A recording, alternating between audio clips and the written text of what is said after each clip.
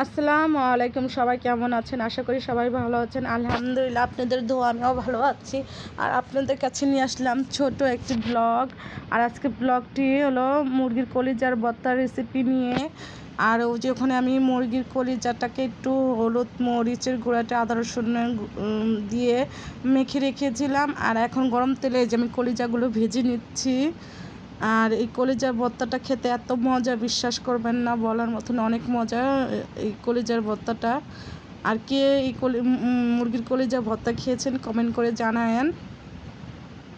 আর এখন আমার যে কলিজাগুলো আমি উঠেই নিয়েছি ভাজা।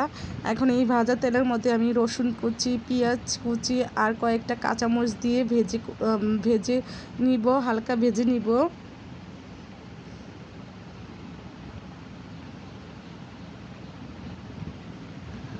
আর এখন ভাজা এই পেঁয়াজের মধ্যেই আমি আবার ওই কলিজাগুলো দিয়ে দিব, যেগুলো ভেজে রেখেছি।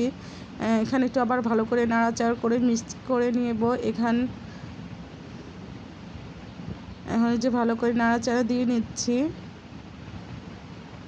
আর এখন আমি পাটাতে বেটে নিব মুরগির কলিজা ভর্তাটা।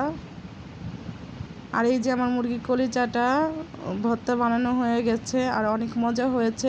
আর আমার ভিডিওটা যদি ভালো লাগে তাহলে একটা লাইক, একটা কমেন্ট, একটা